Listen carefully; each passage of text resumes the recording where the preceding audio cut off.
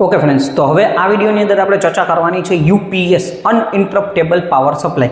તો પહેલાં તો આપણે મગજની અંદર એ વિચારવાનું છે કે ભાઈ યુપીએસ શું છે. તો કે તમે કોમ્પ્યુટર ડિવાઇસ જો તમે પીસી વાપરતા હોય તો એની બાજુમાં એક યુપીએસ રાખેલું હશે. હવે એનું મેઇન કામ શું છે? તો કે ભાઈ જ્યારે પણ આપણી મેઇન સપ્લાય જાય છે તો કોમ્પ્યુટર આપણું 20 થી 25 મિનિટ સુધી ચાલુ રહી શકે એના માટે આપણે યુપીએસનો ઉપયોગ કરીએ છીએ, બરાબર. એટલે કે જે કંઈ પણ આપણો ડેટા છે એ ડેટા સેવ થઈ જાય. આપણે જે કામ કરતા હોય તો ડેટા હાવ ભૂસાઈ ન જાય, બરાબર. કે ભાઈ આપણે ઘણી વખત પહેલાં આપણે ખબર છે કે ભાઈ કોમ્પ્યુટર બંધ થઈ જાય તો આપણે જે કંઈ પણ કામ સેવ ન કર્યું તો એ બધું ડિલીટ થઈ જાય. તો એ ન જાય એના માટે આપણે યુપીએસનો ઉપયોગ કરીએ છીએ, અનઇન્ટરપ્ટેબલ પાવર સપ્લાય. એટલે યુપીએસની અંદર એક નાનકડી બેટરી હોય છે, બેટરી બેકઅપ જેવું કાર્ય કરે છે કે 20 થી 25 મિનિટ સુધી આપણને સપ્લાય આપે છે. જેને લીધે શું થાય છે તો કે આપણે આપણું કામ સેવ કરી શકીએ બેટરી લાઈટ જાય ત્યારે, બરાબર. સેમ વસ્તુ આપણે ઘરની અંદર તમે ઇન્વર્ટર જોઈ લો છો. બોલીએ છીએ આપણે ઇન્વર્ટર, એકચ્યુઅલમાં એ છે તો યુપીએસ છે, બરાબર. પણ આપણે જનરલી એવું બોલતા હોય છે ભાઈ, એનો મતલબ એવો થયો કે જ્યારે આપણા ઘરે મતલબ કે ભાઈ પાવર કટ થાય છે તો એ ત્યારે આપણે ઇન્વર્ટર દ્વારા આપણા ઘરની અંદર સપ્લાય ચાલે છે. મતલબ કે પંખો છે, ત્યાર પછી લાઇટ છે, એ બધું આપણું એની હારે કનેક્ટેડ હોય છે ને એના દ્વારા એ બધું ચાલતું હોય છે. તો એ આપણે જનરલી બધા બોલતા હોય છે ઇન્વર્ટર, પણ એ છે પણ એ પણ જે છે એ યુપીએસ જ છે. એટલે કે અનઇન્ટરપ્ટેબલ પાવર સપ્લાય. એટલે કે ભાઈ આપણે કોઈ પણ જગ્યાએ ઇન્ટરપ્શન આવતું નથી, એટલે એને આપણે યુપીએસ કહેવામાં આવે છે, અનઇન્ટરપ્ટેબલ પાવર સપ્લાય. હવે યુપીએસનો ક્વેશ્ચન તમને ક્યારેક 7 માર્ક ક્યારેક 4 માર્કની અંદર પૂછાતો હોય છે, બરાબર. બે આકૃતિ, બે બ્લોક ડાયાગ્રામ છે. એનો મતલબ કે ભાઈ યુપીએસ એકચ્યુઅલમાં શું છે તો કે બે વ્યવસ્થા છે. હવે અહીંયા તમે જુઓ ક્રિટિકલ લોડ એસી મેઇન સાથે જોડેલ છે. હવે આપણા જે ઘરની વ્યવસ્થા હોય ને એ આવી રીતના હોય છે કે આપણું જે ક્રિટિકલ લોડ એટલે કે આપણો જે આખો લોડ છે એ આપણા એસી મેઇન સાથે કનેક્ટેડ હોય છે. યુપીએસ એટલે કે આપણું જે ઇન્વર્ટર છે એ કનેક્ટેડ બેટરી ચાર્જિંગ ડિસ્ચાર્જિંગની પ્રોસેસ થતી હોય છે. જ્યારે લાઇટ જાય, પાવર કટ થાય છે ત્યારે જ આપણે એનાથી સપ્લાય લેતા હોય છે. જ્યારે આપણે પાછો પાવર આવી જાય છે, બરાબર, ત્યારે આપણે શું થાય છે પાછું આપણે એસી મેઇન સાથે કનેક્ટ થઈ જાય છે. સિમ્પલ વસ્તુ. અને એના પછી બીજા નંબરની તમે જુઓ તો મેં તમને જે કોમ્પ્યુટરવાળી વાત કરી તો કોમ્પ્યુટરની અંદર કેવી રીતના હોય છે તો એ યુપીએસ ડાયરેક્ટ એટલે એસી મેન્સ મતલબ કે ક્રિટિકલ લોડ છે ઇન્વર્ટર સાથે ડાયરેક્ટ કનેક્ટેડ હોય છે. એટલે એની અંદર એનું આપણું જે યુપીએસ સાથે કનેક્ટેડ હોય છે. હવે આપણે આ બ્લોક ડાયાગ્રામ સૌથી પહેલા જોઈએ તો કે ક્રિટિકલ લોડ એસી મેઇન સાથે જોડેલ છે, બરાબર. આકૃતિ એકદમ વ્યવસ્થિત રીતે તમારે દોરવાની છે. 7 માર્કમાં પૂછાય કે 4 માર્કમાં પૂછાય, બે એકદમ વ્યવસ્થિત રીતે આપણે આકૃતિ દોરવાની છે એટલે આપણને પૂરેપૂરા માર્ક મળે, બરાબર. હવે અહીંયા તમે જુઓ તો અત્યારે જે લોડ છે એ કોની હારે કનેક્ટેડ છે તો કે ક્રિટિકલ લોડ આપણો જે છે એ આપણા એસી મેઇન સાથે કનેક્ટેડ છે. એટલે કરંટ આપણને આવી રીતના ફ્લો થાય છે. ચાલો, ઓકે. આ રીતના આપણો કરંટ અત્યારે સપ્લાય ક્યાંથી મળે છે તો કે એસી મેઇન્સ એટલે કે આપણે જે મીટરમાંથી સપ્લાય આવતી હોય છે ત્યાંની હારે કનેક્ટેડ હોય છે, બરાબર.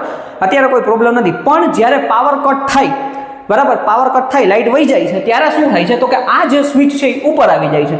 તો એનો મતલબ એવો થયો કે આ સ્વિચ આપણે અહીંથી શું થઈ જાય છે ઉપર આવી જાય છે અને આ સ્વિચ ડાયરેક્ટ આની હારે કનેક્ટેડ થઈ જાય છે, બરાબર. આ સ્વિચ કનેક્ટેડ થઈ જાય છે તો અહીંથી તમે જો હંમેશા જ્યારે આપણે એસી મેઇન કનેક્ટેડ હોય ને ત્યારે અહીંથી આપણે શું છે તો કે રેક્ટિફાયર છે. રેક્ટિફાયર આપણને સેમ એઝ ઇટ ઇઝ ખબર જ છે, એસી સપ્લાયનું ડીસી સપ્લાયમાં રૂપાંતર કરે છે. ત્યાર પછી બેટરીને ચાર્જિંગ ડિસ્ચાર્જિંગનું કાર્ય કર્યા રાખે છે, બરાબર. એટલે આપણે જ્યારે પાવર સપ્લાય હોય છે ત્યારે પણ બેટરી ચાર્જિંગ થતી જ હોય છે. કારણ કે ચાર્જ તો બેટરી તો ચાર્જ હોવી જોઈએ તો જ આપણે જ્યારે પાવર કટ થશે ત્યારે એમાંથી ઉપયોગ કરી શકશું, બરાબર. એટલે બેટરી હંમેશા ચાર્જ રાખવાનું કાર્ય કોણ કરશે? રેક્ટિફાયર. ને એના પછી વોલ્ટેજ બીજી સર્કિટ હશે જ એમાં સાથે. હવે બેટરી અહીંયા છે, બરાબર. બેટરીમાંથી શું થાય તો બેટરીમાં ખબર છે આપણને કે ભાઈ એમાં ડીસી સપ્લાય છે, ઓકે. ડીસી સપ્લાય છે તો જ સ્ટોર થઈ શકશે. ત્યાર પછી જ્યારે પાવર કટ થાય છે તો સપ્લાય આની હારે કનેક્ટ ઇન્વર્ટર શું કરશે? ડીસી સપ્લાયનું એસી સપ્લાયમાં રૂપાંતર કરશે અને ત્યાંથી આપણા ક્રિટિકલ લોડને સપ્લાય મળતી રહેશે. હવે આપણા ઘરે જો તમે ઇન્વર્ટર હશે તો તમને આઈડિયા હશે કે ભાઈ જ્યારે પાવર કટ થાય એટલે જરાક એક ઝાટકો લાગે એટલે તમને ખબર પડે કે ભાઈ લાઇટ ગઈ, બરાબર. એટલે જરાક એક આપણને શું છે લાઇટ આપણે લાઇટ કે પંખા હોય ને તો જરાક 1 સેકન્ડ માટે 1 સેકન્ડ એનાથી ઓછા સેકન્ડ માટે ચાલુ બંધ થાય, બંધથી ચાલુ થાય એટલે આઈડિયા આવે કે ભાઈ આ લાઇટ ગઈ ગઈ, બરાબર. એસી હોય તો એસી તો બંધ જ થઈ જાય કારણ કે એના યુપીએસ કે એના ઉપર એસી હાલતું નથી, પણ પંખા કે લાઇટમાં આપણને ખબર પડી જાય. તો એ જે આ સ્વિચ ટ્રાન્સફર થાય, બરાબર, એસી મેઇન્સમાંથી ઇન્વર્ટર સાથે કનેક્ટ થાય ત્યારે એ સમયગાળાને, બરાબર, એ એવી રીતના થતું હોય છે. હવે અહીંયા વર્કિંગ કેવી રીતના મેં તમને કીધું કે ભાઈ નોર્મલ કન્ડિશનની અંદર એ રેક્ટિફાયર એસીનું ડીસીમાં રૂપાંતર કરીને બેટરીને ચાર્જ રાખશે. જ્યારે પાવર કટ થાય છે ત્યારે આપણે ઇન્વર્ટર શું કરશે? ડીસીનું એસીમાં રૂપાંતર કરશે અને ક્રિટિકલ લોડને સપ્લાય આપશે. ક્યાં સુધી? જ્યાં સુધી બેટરી પાસે સપ્લાય હશે ત્યાં. માનો 5, 6 કલાક 7 કલાક હાલતું હોય એનાથી વધારે સમય જો પાવર નથી તો પછી એનું બેટરી આપણી ડાઉન થઈ જશે, બરાબર. જ્યાં સુધી બેટરી છે ત્યાં સુધી. એ સમયમાં જો પાછી પાવર આવી ગયો તો પાછું આ સ્વિચ આની હારે કનેક્ટ થઈ જશે અને આપણું આ બેટરી જેટલી ડિસ્ચાર્જ થઈ એટલી પાછી ચાર્જ થવાનું ચાલુ થઈ જશે. એટલે આ પહેલા નંબરની કન્ડિશન થઈ, બરાબર. મતલબ કે વ્યવસ્થા થઈ કે ક્રિટિકલ લોડ એસી મેઇન સાથે જોડેલ છે. બીજા નંબરની વ્યવસ્થા તો કે જે કોમ્પ્યુટરમાં હોય છે એ કોમ્પ્યુટર પીસી લેબની અંદર તમે જોયું હોય તો બાજુમાં યુપીએસ રાખેલા હોય છે. તો એ સેમ વ્યવસ્થા ક્રિટિકલ લોડ એ ડાયરેક્ટ ઇન્વર્ટર સાથે કનેક્ટેડ છે. આ કોમ્પ્યુટરની અંદર શું થાય તો કે ભાઈ એની અંદર સર્કિટમાં આપણે ડીસી જોઈ છીએ, પણ એસીની અંદર વોલ્ટેજમાં વધારો ઘટાડો થવાને લીધે ઘણી વખત એવું થાય કે કોમ્પ્યુટરની સર્કિટને નુકસાન થઈ શકે. એના માટે આપણે શું કરીએ છીએ તો કે ભાઈ ડાયરેક્ટ આની યારે ઇન્વર્ટર રાખીએ, જેને લીધે ડીસી કોન્સ્ટન્ટ વોલ્ટેજ મળે આપણને, બરાબર, અથવા ક્રિટિકલ લોડને ડાયરેક્ટ કોન્સ્ટન્ટ લોડ મળી જાય. હવે અહીંયા તમે જુઓ તો કે શું કર્યું છે, એસી સપ્લાય આપણે આપેલી છે, રેક્ટિફાયર ડાયરેક્ટ એસીનું ડીસીમાં રૂપાંતર કરી લીધું, બરાબર. હવે આ ડીસી સપ્લાય છે એ ઇન્વર્ટરને આપવામાં આવશે, સાથે સાથે બેટરીને પણ આપવામાં આવશે.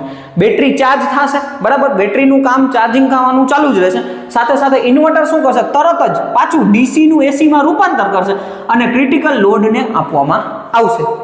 કન્ડિશન નંબર 1, અત્યારે એસી સપ્લાય કન્ટિન્યુ ચાલુ છે ત્યારની વાત કરીએ છીએ, બરાબર.